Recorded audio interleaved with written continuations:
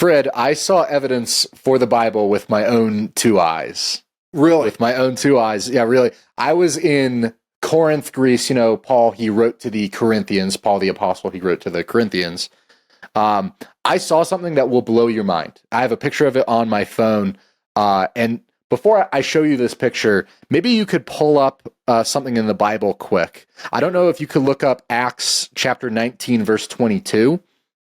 While you do, I want to read a corresponding passage. I'll read Romans 16:23. Paul is saying, Gaius, my host, and the host of the whole church greets you. Erastus, the treasurer of the city, greets you. And then he talks about some other stuff. So he mentions this guy, Erastus, the treasurer of the city. Okay. I don't know if you would want to read Acts 19:22. So in Acts 19:22, it says, he sent two of his helpers, Timothy and Erastus, to Macedonia. And so Acts, that's written by Luke, not by Paul. Yep. So different authors. I also want to mention in 2 Timothy 4:20, it says, Erastus stayed in Corinth. And so these are three different passages from three different parts in the Bible, two different authors. They tell us three important things. One, that Paul had a friend named Erastus.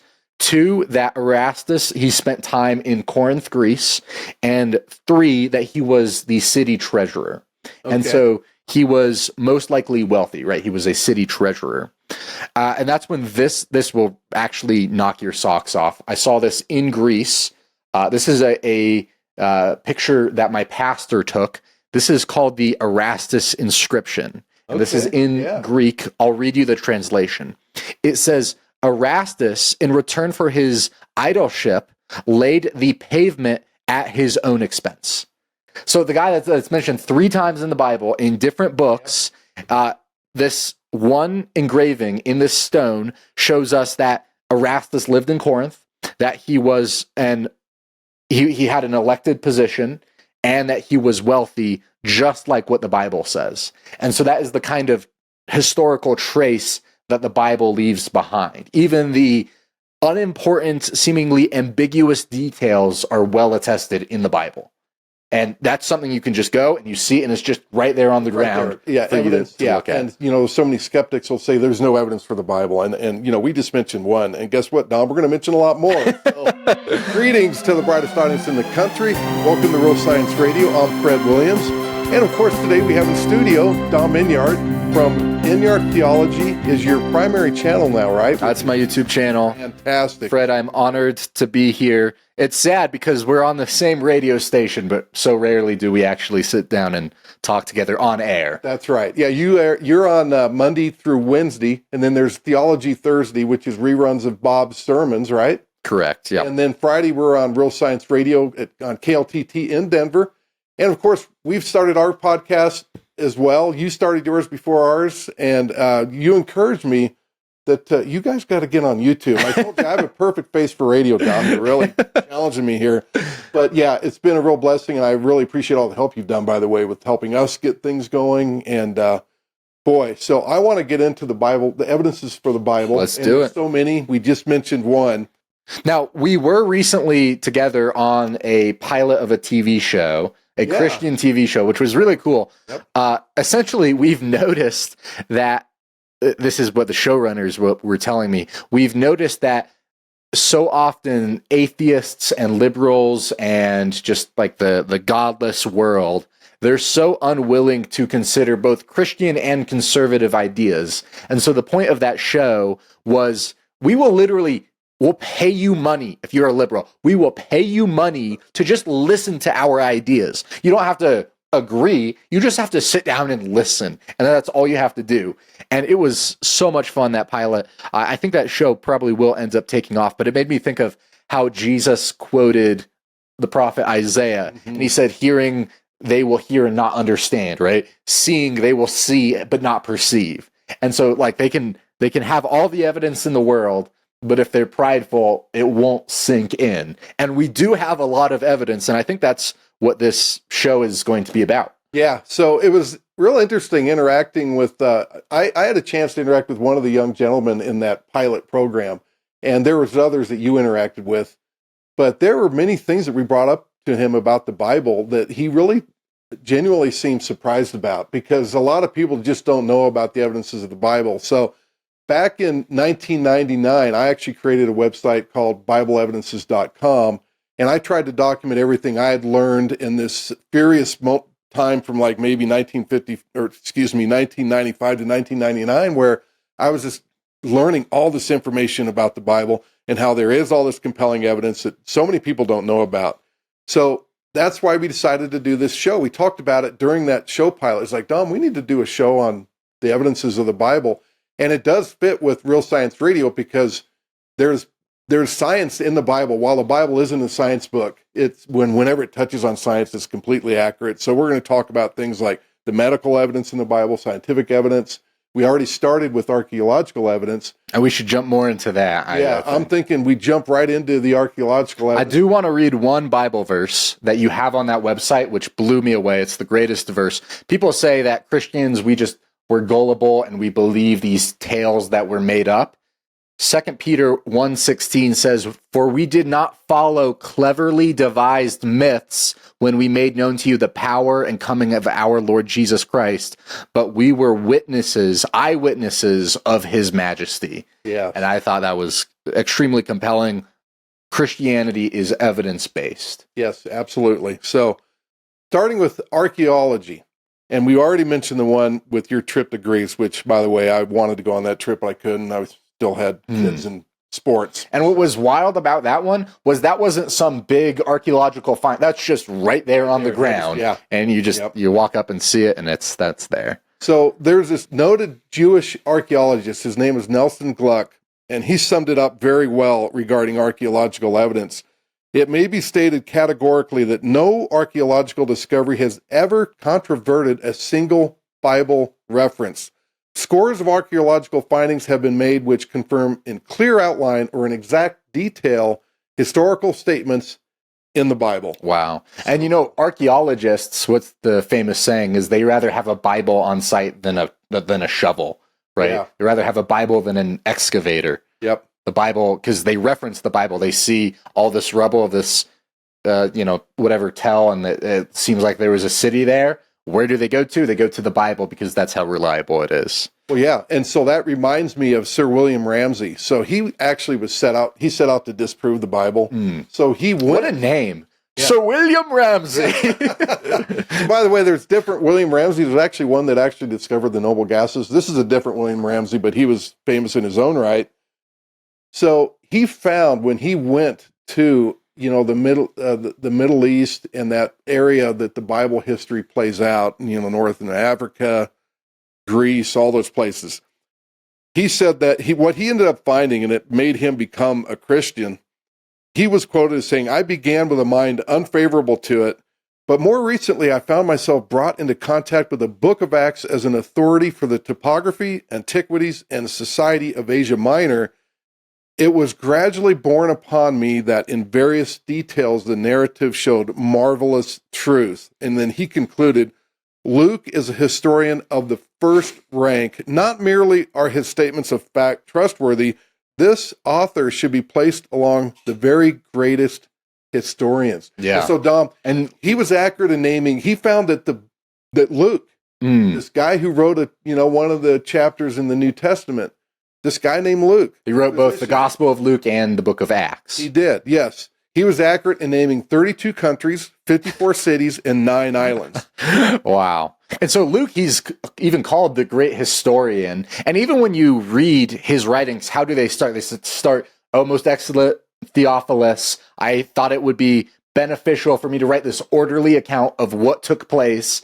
And when you read his writings, it's clear he's saying this happened, and then it came to pass when this happened, and he always lists these very analytically, this happened, and this happened, and this happened, and it's clear that he has a very historically inclined mind. Yes. Which is extremely, extremely cool. And there's another guy named R.D. Wilson. He was a biblical scholar. He was fluent in 45 ancient languages. How do you get fluent in 45? I mean, I'm barely fluent in one. So he looked at the dialects, and he meticulously analyzed 29 kings from 10 different nations, each of which had corroborating archaeological artifacts. And what I always found interesting about his accounts is you can easily find in extra biblical or like encyclopedias that were written by secular men and not in the Bible, they'd have things misspelled and certain kings were not spelled right. And you'd have Bible skeptics saying, oh, look, this is how this certain thing is spelled, but the Bible's spelling it wrong. Guess what happens, Dom? They find an archaeological artifact and they look at the spelling and it matches the Bible every time. It doesn't match what Herodotus or some other guy wrote in his view or history of the world. So it's really cool. I mean, it's just so overwhelming. So let's just jump right into a few of these, like, for example, the Tower of Babel. Yeah, okay. And so it's a good question. Tower of Babel, obviously, we believe as Christians, that's where all the world's language comes from. What evidence do we have for that? How do we know that the Tower of Babel was anything other than what was just written in the Bible? Yeah. So I was at the International Conference on Creation, and they had a talk or a segment on ziggurats, which are built all over the globe. And there's these they're like baby pyramids. And the belief is that they mirror. And they all have a very similar structure across the entire globe, wherever you find them. Yeah. And so there's a lot of evidence that ties these to the Tower of Babel. And one of these comes from Andrew George. He told the Smithsonian Institute that on this tablet they found, that at the top there is a relief depicting a step tower and a figure of a human being carrying a staff with a conical hat on. Below that relief is a text which has been chiseled into the monument, and the label is easily read. It reads, Adamanaki Ziggurat Babel. And what this means is the ziggurat or temple tower of the city of Babylon. Wow. That's what that translates to. Wow. So and you could think if there was one tower that all the people were building, and then those entire people scattered everywhere, what would be the one thing that you might find everywhere? Maybe it'd be that tower. Yeah. And that is what we do find. Exactly. So, which is so cool. Maybe next we'll move on to the walls of Jericho. The walls of Jericho have been found, which is awesome. For decades, skeptics said Jericho is just a biblical fiction. The Bible invented it for its own tale. It doesn't exist. Yep. And then what do you know? There's the tell that has the walls of Jericho, and they have fallen in such a unique way, because there's the story about how Rahab, she lived in Jericho, and her house was in the wall. Yeah. And then it says when God did the miracle to bring down the walls, that her house did not fall and she was safe. And now, obviously, it's been thousands of years since then. All of the walls have fallen, but we can tell that there's one section of the wall which had been preserved longer than the rest of them. Presumably, that is where Rahab lived.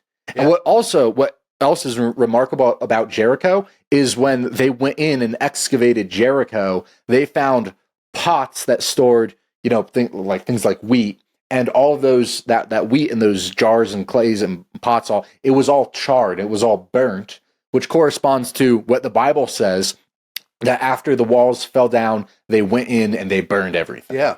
And so, perfect. They didn't take it. They could have just taken it, but God said, burn it all. And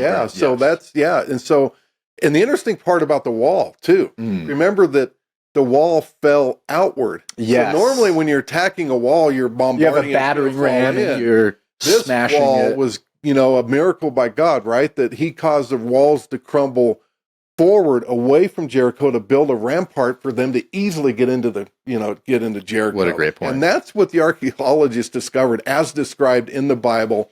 Kathleen Kenyon was this one archaeologist, secular, and she tried to argue that some of that pottery didn't match the dates. Well, she was looking at pottery in the wrong section of town. And so there was a poorer section and a more rich section. And so all of that was easily explained. But it's interesting how even secular archaeologists, they just don't want the Bible to be true. It's staring them right in the face. And it's so funny. It's like the thing that my dad said about the Exodus. They say it didn't happen, and here's when it didn't happen. So the dates match up.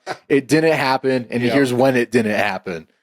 Yeah, and that's, if we were to dovetail then into the Exodus, the evidence for the Exodus, there's an excellent video that we covered on Real Science Radio, and we interviewed Tim Mahoney, and he has this documentary called Patterns of Evidence. And I highly encourage people to watch that. My wife loved it, and she's not into documentaries that much, and she's like, wow, that's super compelling. That is an endorsement, ladies and gentlemen. That's right. And just, you look at the list from that, and you find these different Jewish settlements in Egypt. That's what they're finding when they dig up these cities like Goshen and other places. Well, also you see the vast transfer of wealth from Egypt to Israel. And so that's exactly what the Bible says. The Bible says that with the 10 plagues, right, which there's plenty of evidence for that just in and of itself. We do a whole show on that. But in the 10 plagues, the people of Egypt were so desperate to get the people of Israel gone. It says they would lay down their treasures. They would lay down anything. Just say, take whatever you want.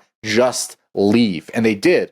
And then what do we find when we look at the historical evidence? Well, we see there was a vast transfer of wealth from Egypt to Israel. Yeah, it's super compelling. And you can find out more about it at rsr.org/Exodus. And I remember the name of one of the secular sources for this whole thing that happened in Egypt. And it's Ippawar, because Ippawar were a rich man. That's how I kind of remember that. But if you want, go to the website and read more about it. But he had an eyewitness account, and it's interesting what he says. And it just all matches Exodus and how he was angry. And, just imagine if you're seeing your nation, all this stuff happening.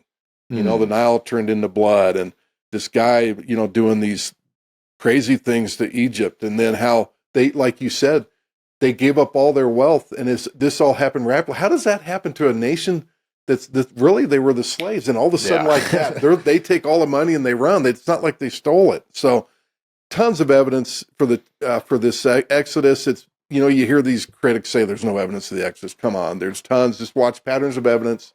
There's several shows on that now. This frustrates me to no end, Fred. I will tell atheists about all this evidence, and I'll give them this massive long list, and they still say there is no evidence. And so you show, seeing they see, but do not perceive, right? Yeah. And so I think part of it comes from they don't actually understand what evidence is. They don't understand it as a concept. And so it's good to know evidence is a fact or a discovery, a single tangible thing that suggests the validity of a theory. That's what it is. And so you see something like the walls of Jericho falling outward. That's just a fact. That's undisputable. You go and you look at it and you see it. It's a fact. And that is a fact which suggests the validity that the Bible is true. Yeah. It's just a fact. It doesn't prove everything, but it just suggests the Bible is correct about this. Yeah, and when these pieces of evidence just continue to pile up and pile up and pile up, it's just hard to deny, and again, they'll try to make excuses and push dates around. It's like, hey, look, you got a wall that fell forward. Why are you trying to say, well, it didn't happen when certain things are dated, and they're relying on unreliable dating? Right. So your dates are wrong, not my Bible. Yeah, exactly. So you were going to mention the Sodom being discovered. Yeah. Because in the Bible, there's the story of Sodom and Gomorrah, and their wickedness, God rains fire and brimstone down on Sodom and Gomorrah. And they find evidence of that in the archaeological record. They found overwhelming evidence, and even evidence of meteoric some airburst or something. I mean, because just all the...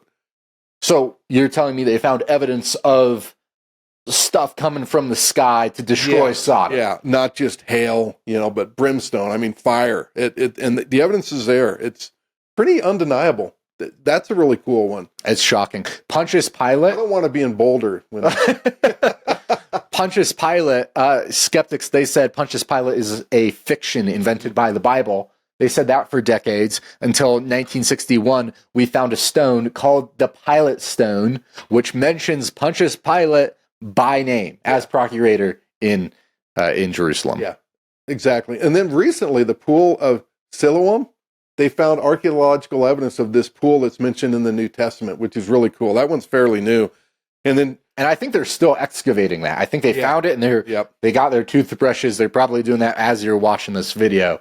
They're using their toothbrushes to excavate it. Yeah, it's extremely exciting. And you go back a couple years to 2019, 5 years back, CNN. Now, generally, Dom, do we trust CNN when they report on something? Generally not, but a broken clock. Right, twice a day. Exactly. And they had this headline that archaeologists find evidence of Babylonian conquest of Jerusalem as told in the Bible.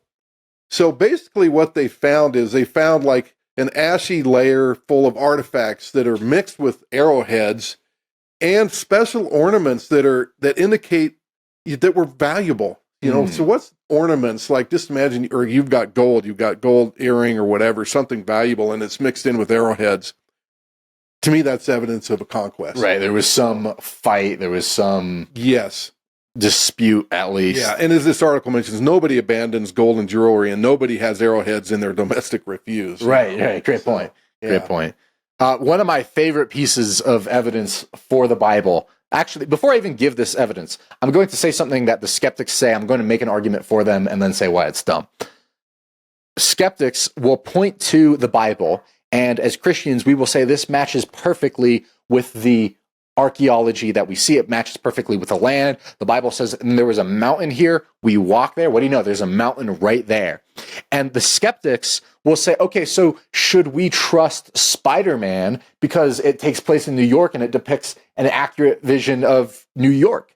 And what I find very funny about that is in the 2003 Spider-Man, in the background of one of the shots, you see the Twin Towers because it was filmed years prior. Yep. And so their argument doesn't even add up. But what's so cool, I'm going to say this one, Mount Sinai. Do you remember Mount Sinai in the Bible, what the story that's given? Yep.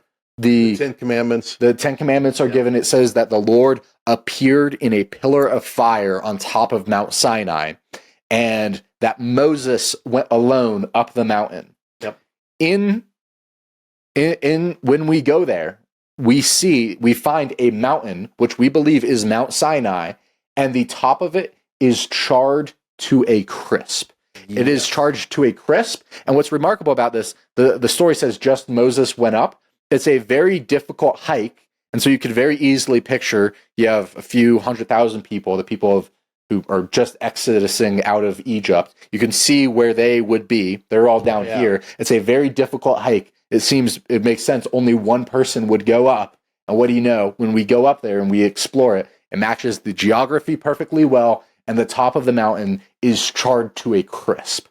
And so super interesting. If you wanted to say, use the Spider-Man analogy, it'd be like if we went to New York and found like the Green Goblin's lair, and we found Oscorp, and we found the glider. It's like, when that happens, then you got to say, okay, maybe there's something to this, and we got to think about it. But of course, with Spider-Man, we don't find that. Mm-hmm. With the Bible, we do find that because one is false and one is true. Yep. Now, in addition to that, just because kind of the theme of this show is random shotgunning our way through all these evidences, I've got another one, the Telle Dan Steele. And so just like how with the Pontius Pilate stone, they said Pontius Pilate didn't exist. They also said that about King David and all the kings in the Old Testament. They said that King David, there's no archaeological evidence for him or anything like that in the Bible. I've heard that for years. Yeah. And it's so annoying, and they love to mock the Bible. But then, drum roll, please. What do we find? In 1993, there was this archaeologist, Guyla Cook, and she found what's called the Telle Dan Steele. I don't know if you've heard of this, but this was a Canaanite inscription that mentions one of the Canaanites. They had victory over one of the kings of the king of the house of David.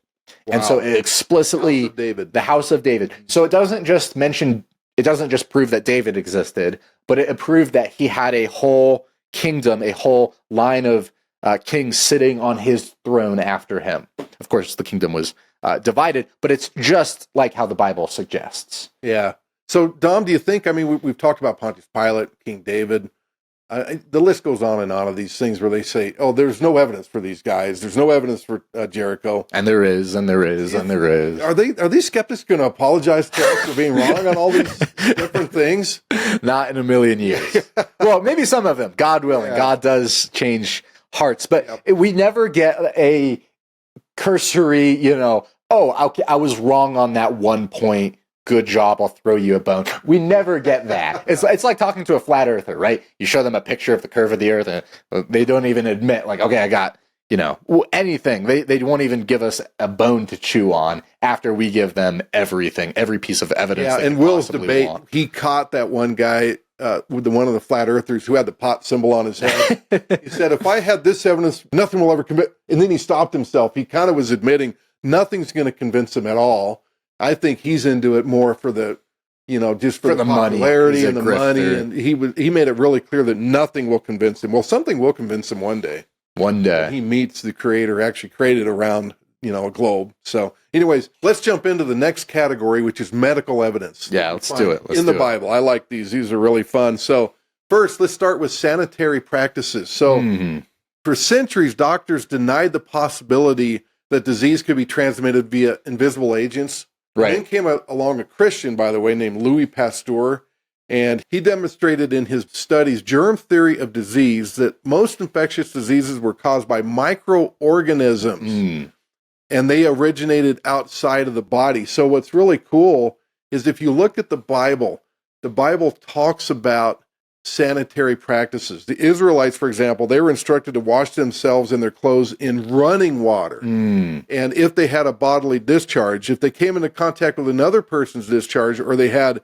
touched a dead human or animal carcass, they need to wash themselves with not just a pool of water, with running water. And of course, science has showed that running water is so much more effective at cleansing your hands rather than, I always think about like a shower versus a bath.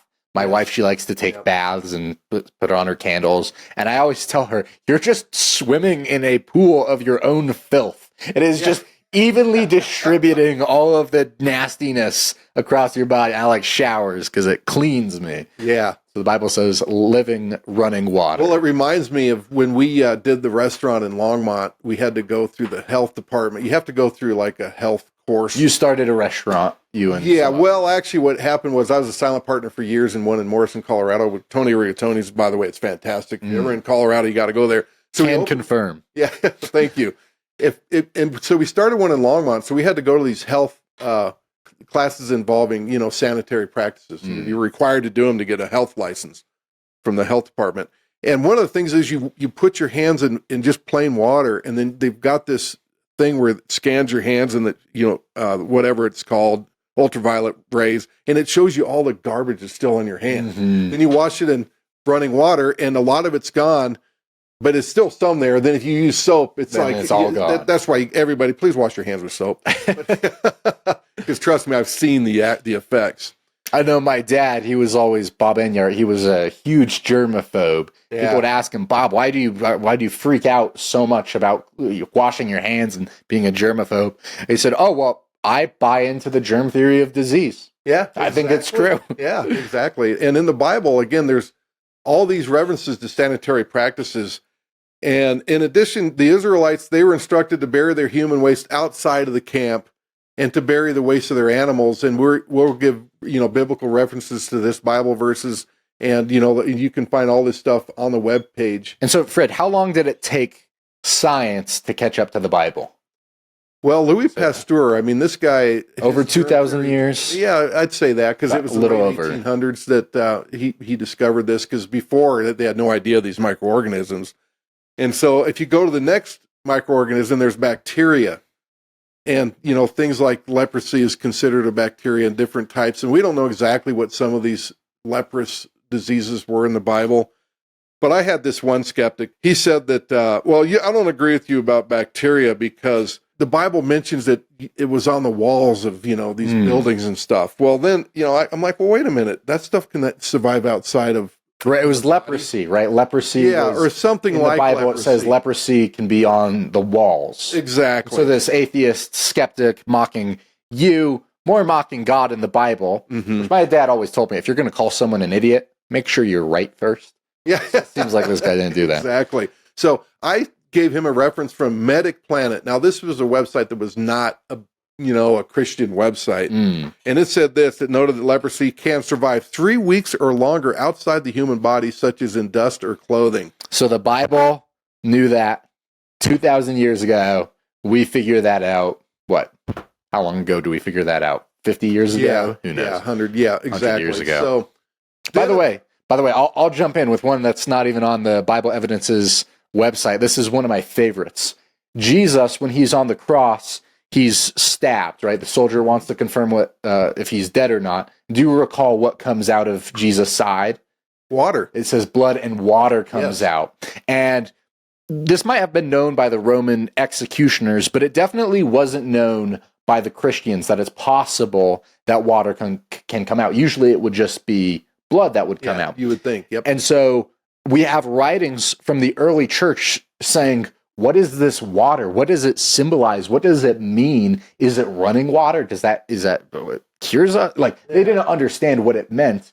But now with modern technology, we know that when you're pierced in the side, when you're, having trouble breathing, often a water-like fluid can build up in your lungs, or it could be, and that it's possible that's what was pierced, or it could be Jesus' pericardium was pierced. And when those are pierced, which that would make sense if he was stabbed in the side, water would come out. Yeah. And so that shows if the biblical authors, if they were just making up a story, they wouldn't have said water came out, because that'd be a weird detail for them they wouldn't know to include that detail. But with modern understanding of human anatomy, we know it's just what happened.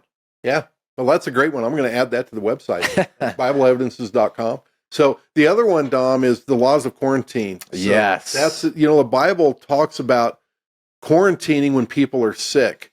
And, not when they're healthy, I'll note. Yeah. And so it was actually in that same website, MedPlan Encyclopedia, it said that it was not until 1873 that leprosy could be shown to be infectious rather than hereditary. And if you remember the devastating Black Plague of the 14th century, it actually took some Christians in Vienna that began encouraging the public to quarantine, and this plague was devastating. And then they started doing that, and they started seeing results. So, and as I recall, it was the Jewish people who were largely untouched by the Black Plague, and that was because they followed their laws from Moses that included quarantine. And they just were doing it religiously. And so a lot of people thought it was the Jews who were responsible for the Black Plague because they're the only ones not getting hurt. Of course, they didn't think to look at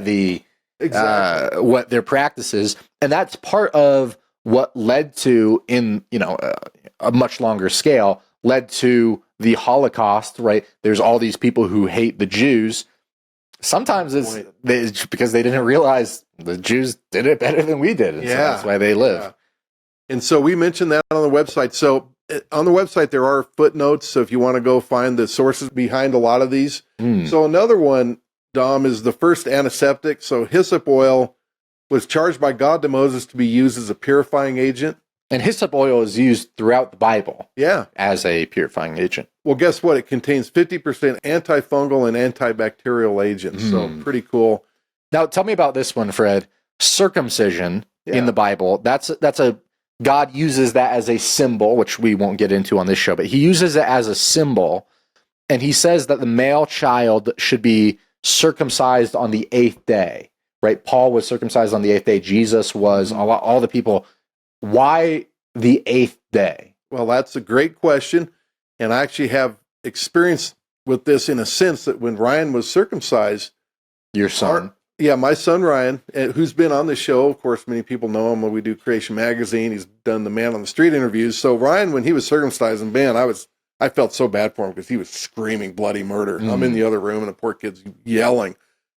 Well, anyways, it turns out, and the doctor told me this. He's the same guy that delivered Ryan. He said, "Oh, did you know that by the 8th day, then enough vitamin K builds up, and another thing called prothrombin? I don't know if I'm saying that right, but these prothrombin.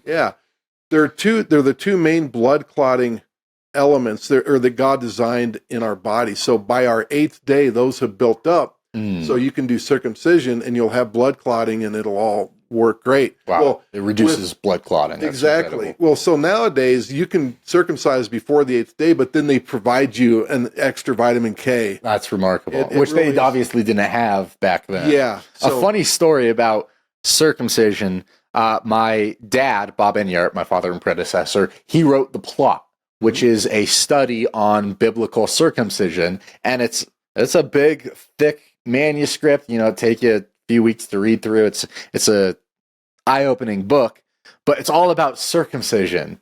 And my parents, when they were having one of my siblings, when it was time for the circumcision, the nurse got angry at my dad because she had some against circumcision for whatever reason, but she was getting angry at him, and she was like, "What do you know about circumcision. He's like, well, I wrote a book on it. She picked the wrong guy. Yeah, to say that sounds too. like your dad. That's awesome. Okay. Now, fetal alcohol syndrome. Yeah. So, unfortunately, in today's society, and probably throughout time, because things just don't change under the sun, if you drink a lot of alcohol, you're alcoholic. You can have a baby, and it's called fetal alcohol syndrome. Well, again, that's something the Bible was before its time scientifically, because if you recall, when Samson's mother was told to avoid alcohol when she was pregnant with Samson, and we're given the Bible verse. So this is Judges 13, verse 4. Now, therefore, please be careful not to drink wine or similar drink, and do not eat anything unclean. Yep. And then the last one we have listed here is dietary guidelines. So if you look at, like in the book of Daniel, where he said, hey, just give me all the vegetables and not all this other garbage. They probably had little sausages, maybe pigs in the blanket. Who knows what they had? He's like, just feed me your vegetables. And he showed that, hey, he looked really healthy after, and he kind of won a bet on that deal. So the guidelines that they have in the Bible include things that are low fat, high fiber. It's really interesting. And so the Bible is so cool because the Mosaic Law, obviously, it's mainly symbolic. Yes. Right? It's done to separate the people. It's not mainly given for their health benefits. That's not the primary purpose. Agreed. But even though it is symbolic and it teaches different things through symbolism, awesome lessons, even though that's the primary function, the secondary function is if you listen to the Bible, you'll be healthy, which is just so cool. You get nuggets of truth out of it on dietary, but you're exactly right on, some of the symbolism, because then you get in big debates on should I eat pork and things like that. And, Yes. Yeah. Please tune in next week for part 2 of Real Science Radio's Bible Evidences show.